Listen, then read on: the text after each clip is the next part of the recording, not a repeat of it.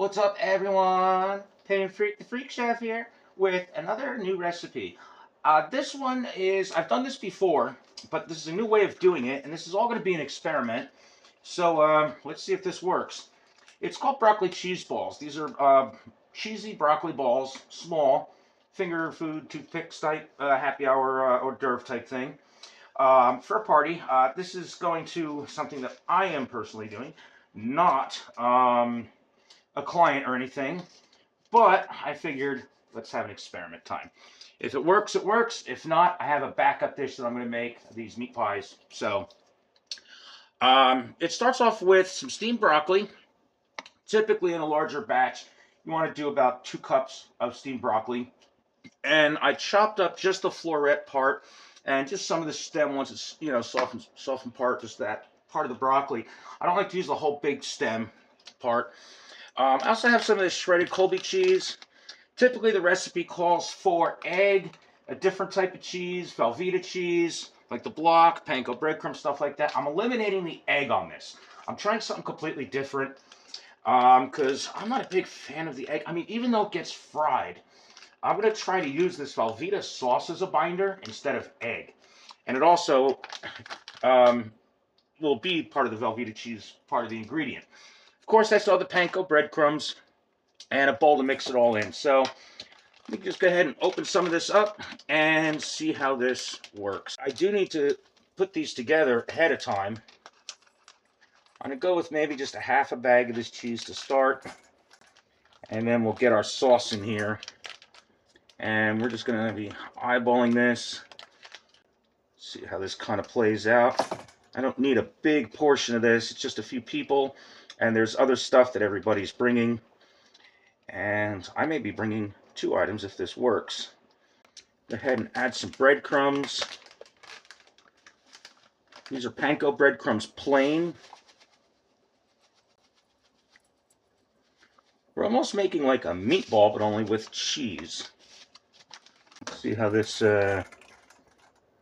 comes together here. Okay, this consistency seems to be all right. We may go for a little more breadcrumb and a little more cheese, but we're going to put our broccoli in here now. See how that changes the texture with what we're doing with this new kind of cheese method.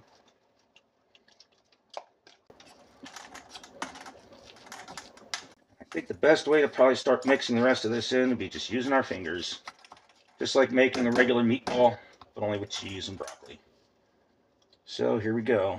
In we go. Okay.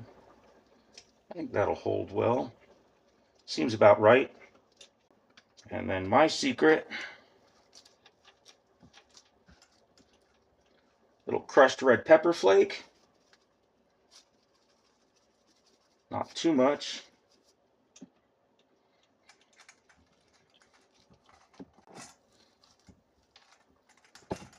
There we go. I think we got it. Let's go ahead and turn these into little balls. And I have a sheet pan ready with some plastic wrap on it. And we'll just start making our little cheese balls.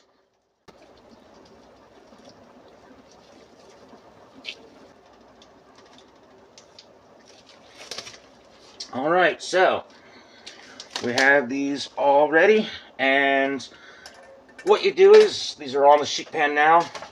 These are going to go in the refrigerator for at least 30 minutes. If you have a really cold refrigerator, if you need to do this in a hurry, I put them in the freezer. You want these things to be cold and solid and harden up. If you can, do these up to an hour, 2 hours ahead of time.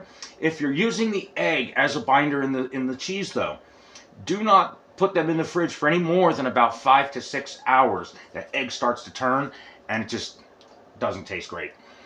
So as long as you, if you're doing the cheese method, you should be fine even if you want to do these overnight. I'm going to leave these open in there. If you're doing them overnight or putting them in the freezer, I'd recommend putting a piece of plastic over this as well. But for now, we're going to be cooking these up in about 2 hours. So they're just going in the fridge as they are. All right, then, after this part, once they're ready to go, you're going to heat some oil in a pan or a shallow pot with enough to submerge them in. just enough. And these are small, so you're not going to need a lot. You can use vegetable oil, canola oil, whatever oil you prefer to use. I prefer something that gets really hot before it smokes, so I would recommend like that vegetable canola oil, peanut oil, whatever you prefer to use. You want that oil to be at least 375 degrees when you start dropping these things in, and work in batches.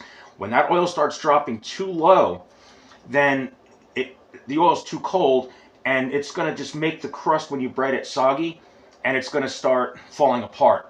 You need to keep that oil up nice and hot to keep that crust, once we bread it, tight and crispy golden brown, and you're not going to need to keep it in there for any more than about a minute, minute and a half, maybe 2 minutes tops, as long as your oil is really hot. You just want that outside to harden up and get nice and crisp and golden brown.